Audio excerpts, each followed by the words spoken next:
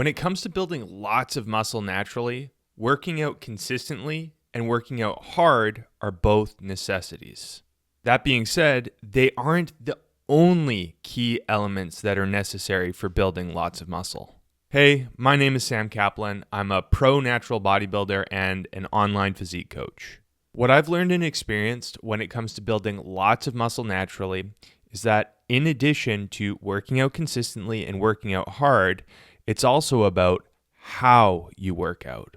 It's about how you execute your exercise technique and how you think about performing your reps and sets. Over the past 20 years that I've been lifting weights, I've learned a lot about that from being in the trenches myself. And from putting what I've learned into practice, I've built, at least from what I would consider to be, a good amount of muscle. For this video, I'm going to walk you through my latest full body gym workout and share with you what my approach to it is. Everything from exercise selection, exercise execution, and also how I'm thinking about doing my reps and sets. Although there isn't exactly a one-size-fits-all approach to working out that works best for everyone, my hope in sharing my approach with you is that there's at least something in there that does click well with you and that does help you on your journey to building lots of muscle yourself.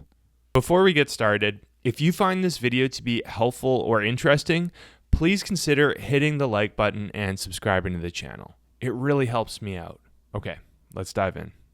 First up in the workout are these deficit Bulgarian split squats, one of my all-time favorite lower body exercises. For anyone who's tried these before, you know they're tough as heck. Everything from balancing to simply enduring the massive amount of uncomfortable tension on the lower body muscles, they're hard. They hit the quads, the glutes, the adductors, and even one of the heads of the hamstrings. You'll notice that with my setup, in addition to my back foot being raised on the bench behind me, my front foot is also raised on the makeshift platform I've got set up too. By elevating my front foot in addition to my back foot, I'm able to move deeper, allowing for my lower body muscles to elongate more than if otherwise. That extra elongation or stretch under load likely increases the amount of muscle growth stimulus compared to moving with less elongation. So for that reason, I virtually always keep this set up. The more stimulus, the better, I always say. As far as my technique goes, I find that being particularly intentional about coordinating my breathing with bracing my midsection is key for helping me to stabilize my body to stay balanced when doing these. As I move, I avoid the temptation to rush through the set and try to move with good control to really force my muscles to work hard and also to keep the movement smooth for my connective tissue and joints. If my connective tissue and joints are happy, then I can progress without interruption of nagging pain. And the more I can progress without interruption, the more muscle I can build over time.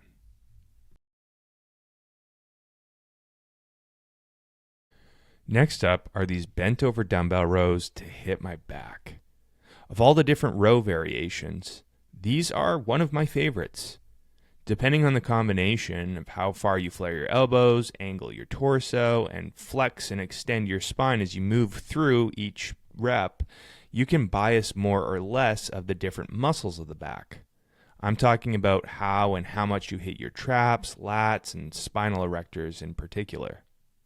The way I'm doing these here, with a flexed thoracic spine or slightly rounded upper back, in combination with the amount my elbows are flared and with the way I reach forward and stretch out my scapula at the bottom of each rep, I get a bit of an extra bias for hitting my lats, in addition to still hitting my traps and spinal erectors. Like the Bulgarian split squats before these, I do my best to avoid the temptation of rushing through the set. Instead, I try to keep each rep controlled, moving with a tempo that forces my muscles to work hard, and I'll pause at the top and bottom of each rep for a split second or two to boot. I've been moving in this strict manner for the past few years, without much intentional momentum mixed in, and have seen some pretty darn significant progress with my back growth over that time.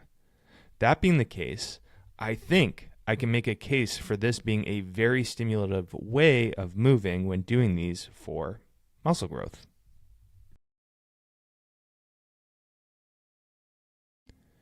And next up, we have these incline dumbbell lateral raises to hit my delts. With this angle and setup, I'm hitting both my front and side delts heavily.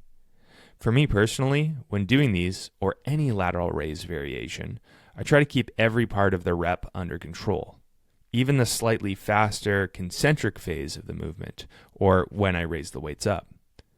I've found in the past, when I've done other lateral raise variations, particularly the standard standing or seated ones, using heavier weight and with more momentum, that I'm left with more uncertainty of if I am truly hitting my delt muscle fibers effectively or not, and question if I'm not experiencing some kind of fatigue associated a bit too much with something else. I think now about moving with precision, keeping tension on my delts throughout the entirety of the set and throughout each rep. The incline setup is something I prefer over a standard vertical setup as well, done either standing or seated. It sets my shoulders in a position where I can feel tons of obvious tension on my delts, more so overall than when doing a standard vertical position variation of a lateral raise.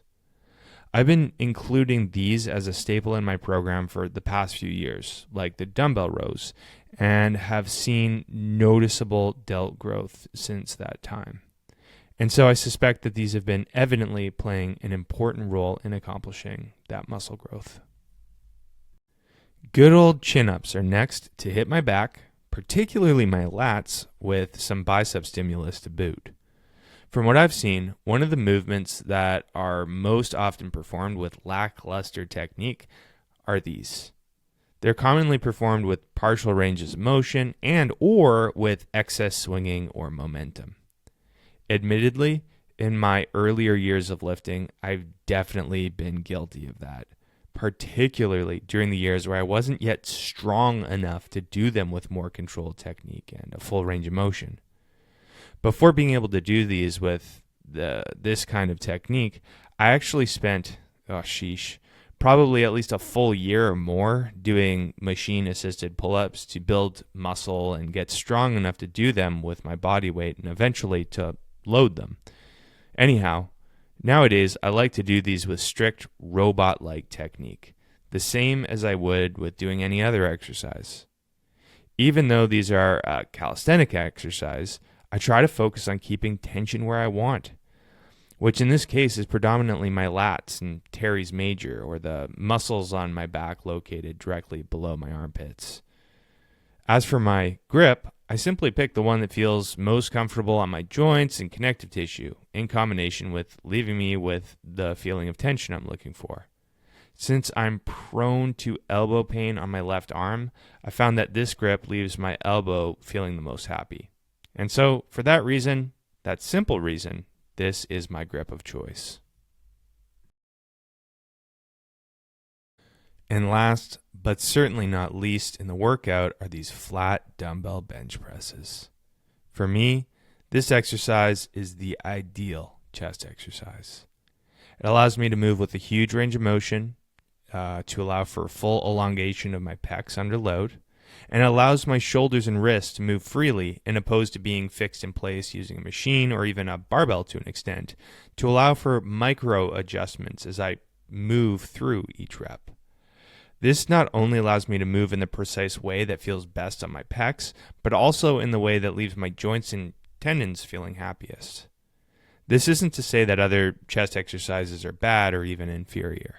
And honestly, when I'm finished my natural bodybuilding competition season, I'll probably program one or two other chest exercises into my routine as well.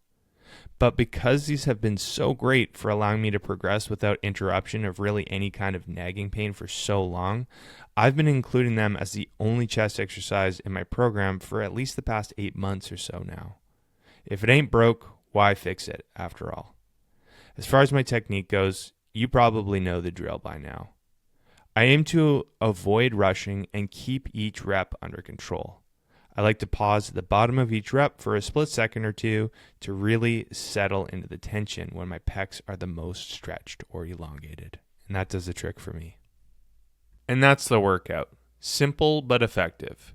Just 5 exercises done with the approach that has worked best for me.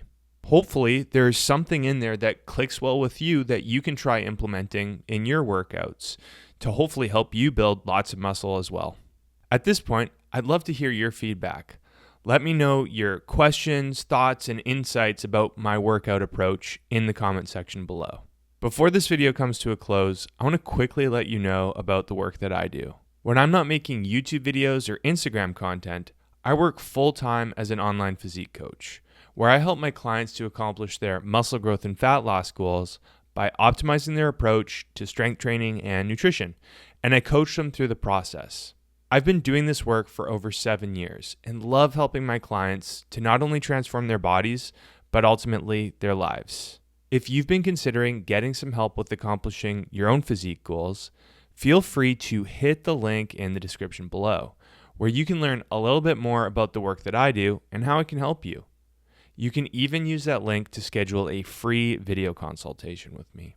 If you have any questions about my coaching or how I can help you, just email me at sam@jadeathletics.ca.